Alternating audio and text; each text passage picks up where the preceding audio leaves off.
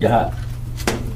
Welcome to My Sister's Keeper on Power Play Radio Network and Power TV. Be sure to check us out on powerplayradionetwork.com and view us on our Facebook, Instagram, and Twitter page at My Sister's Keeper.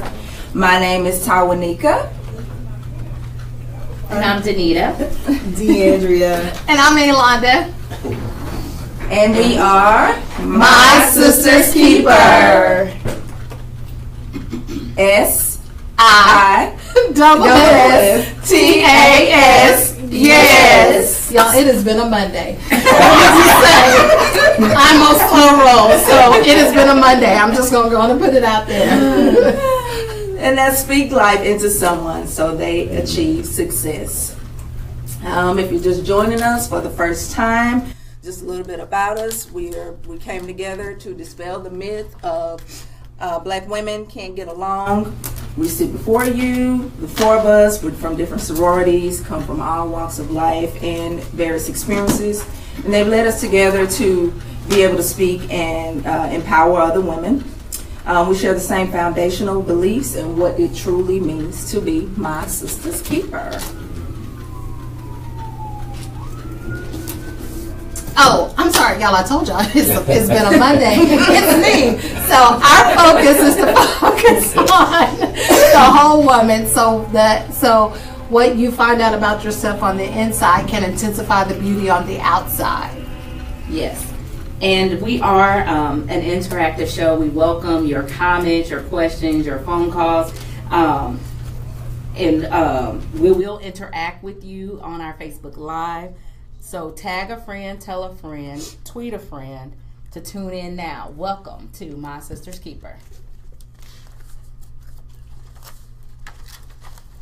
So you can also remember that you can call in to us. Our number is 469-996-0804. Once again, that's 469-996-0804. We want to hear from you tonight. We also want to shout out to Mr. and Miss Willis for seeing the ability in us and giving us this opportunity to be on Power Play Radio Network and for this fabulous dinner that they provided when we came in tonight. Girl, we had sloppy joes. Well, that was fabulous.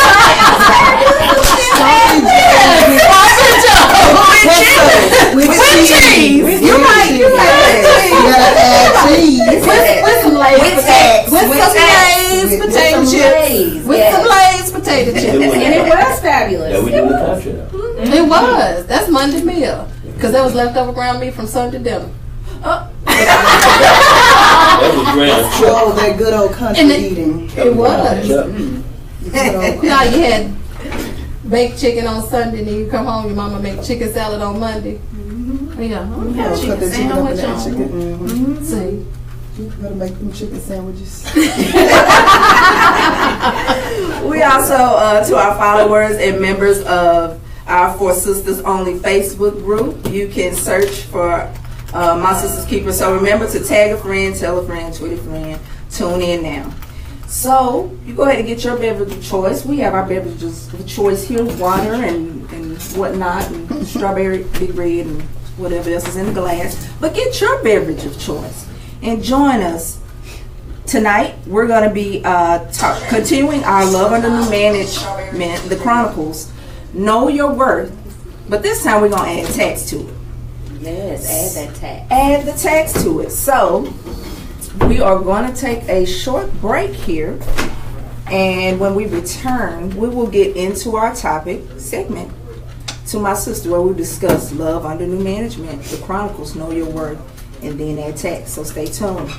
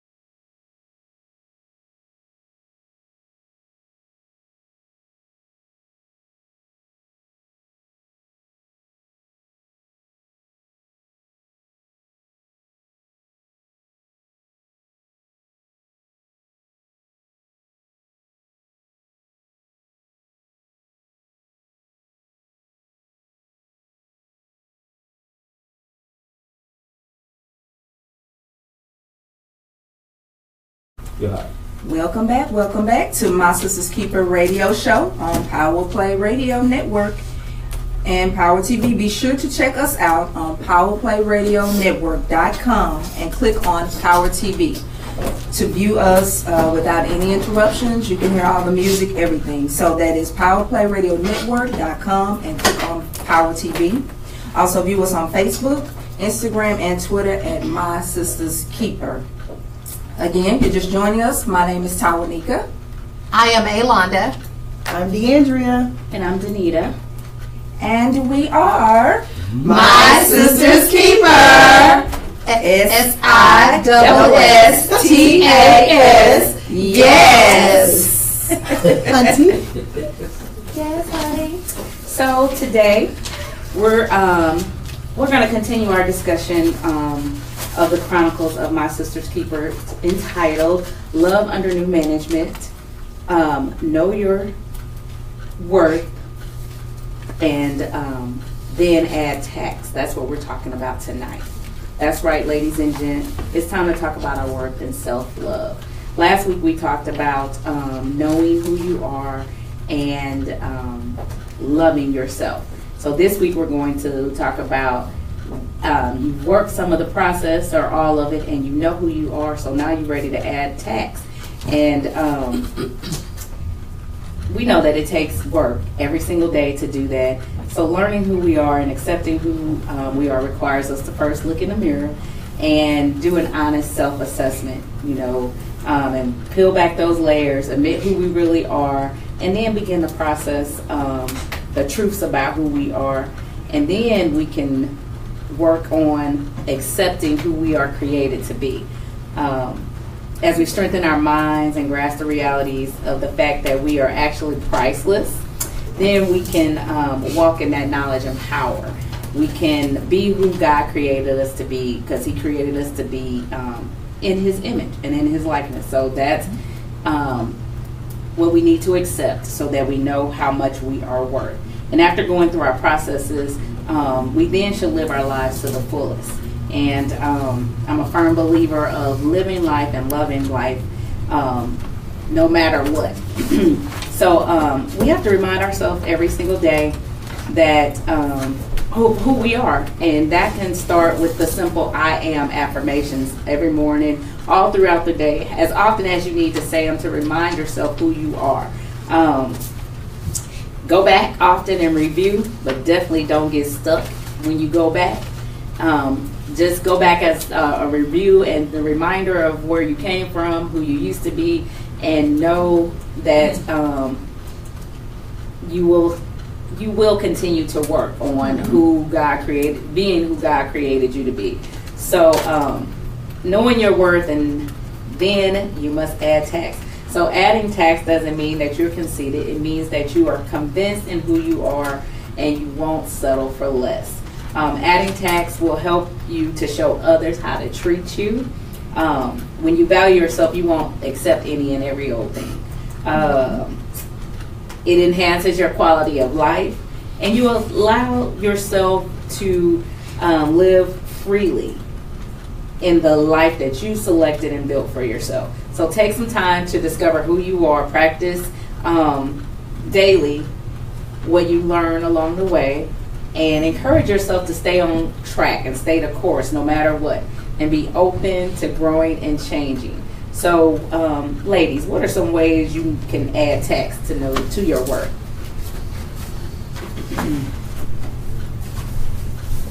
Dr. D. So what you got for us? What you got for us today? Oh, did I just say God? Did. You was comfortable. You will see. We're at home. Are we at home, y'all? So when you get comfortable, sometimes we speak out of what we were taught in school, and so therefore our vernacular changes. I refuse to believe. So I refuse to believe. I will not say that Lenny Lewis and Daniel Webster taught me the word God. Oh no, neither did Cora Flynn. Oh no. However, when you're around good company and the good church people, you tend to slur and slur your ers. Hey, man.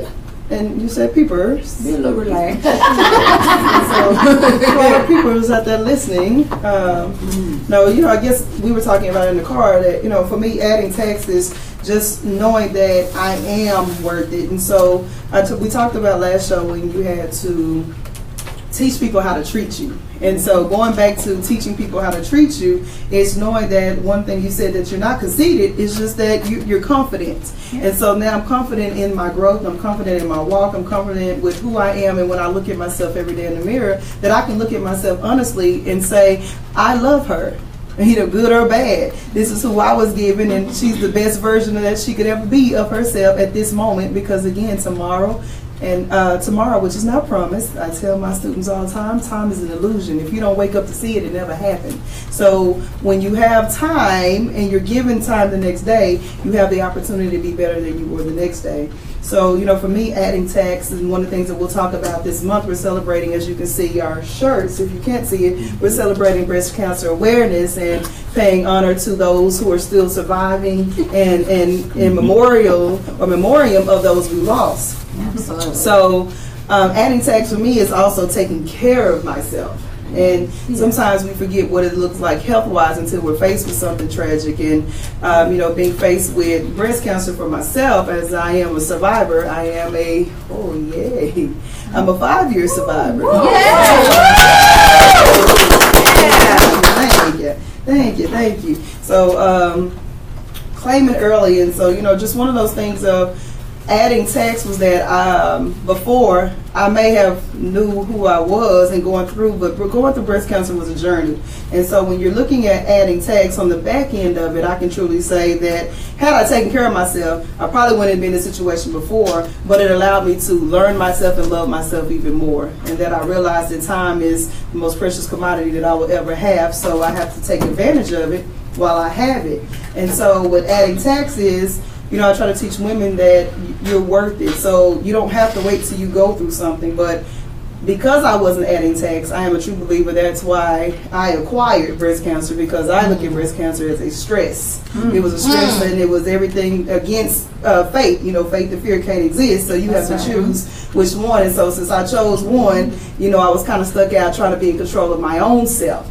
So also adding text is being able to, again, relinquish that control and only be in control of you, because you're the only one who can control your thoughts, your actions, your response. And so now that I look at it as a breast cancer survivor, if it is not bringing money, if it's not adding value to my life, and it is not bringing happiness to me and my family, Absolutely. It is not worth it. So we release those things and we move forward. So adding text is knowing that it is no longer a requirement to be involved in someone else's issues, but it is a requirement to mind my business and only be, and only give input when asked.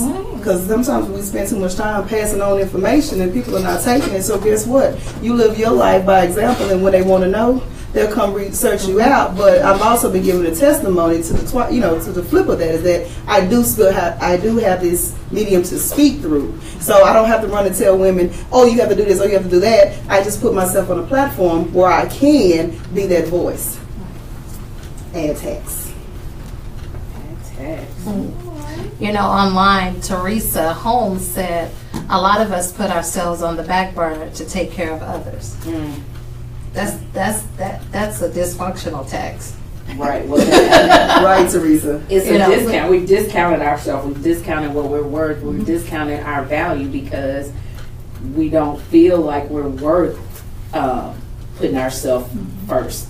We don't feel like we're worth taking care of ourselves. So we put ourselves on the back burner and want to help assist with everybody else's stuff and with what everybody else is doing, and just neglecting and ignoring ourselves.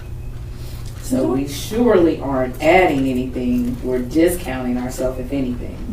You said discounting ourselves. We're speaking of tax. It makes me think about purchasing something. So when she said we're putting ourselves on the back burner, we're putting ourselves on the clearance rack. Wow. We've shelved ourselves. We're marked down. That's it. We roll back. Roll back. We roll back. And we roll back a lot of stuff. Yes, we do. But without us even really realizing that we roll back. But you don't realize it till it's too late. You know, I think sometimes, again, and as black women, as women, period, as mothers, as, you know, wives, we give so much. And so, you know, it's twofold of looking at saying, okay, as women, we go through the same things. We really do experience the same things, just how we were taught to deal with those things. Right. And so, again, you know, in certain cultures, we talk about it all the time, you were taught never to expose what was happening behind the scenes. And so, and I think in other cultures that's done as well, and, you know, different, I'll say racial cultures, because it's a different conversation, but racial cultures, in that sense, you know, some people were taught to self-medicate. You know, some were taught to self-medicate, some were taught to express themselves through anger, through, you know, just that verbal. And, you know, one of the things that we're emotional. And so, you know, sometimes we look back, and if I was trying to go and do my reading of history of time and what biblical senses are, you know, one of the things that say that forbidden fruit, you know, that we were given curses. And so we have to look at what that curse is. But, you know, one thing I just want to be adamant about is that it can be a curse, but you can bind a curse. You know, we can change the track of a curse by us moving forward and by us giving back the knowledge, especially to our children, to other women, of how to break the curse. You know, we always talk about in that split second when I had the choice to choose right or I had the choice to choose wrong. We all have choices to take care of others and give to others. And then, again, we talked about where we're looking for them to return that, and it never comes back. It's like having that friend who said, let me borrow $20. And you already know you're not going to get that $20 back. That's why I say, are you borrowing or am I giving? Because it's going to determine if I give. Because if I don't have it to give and not come back, I'm not loaning. But you know what?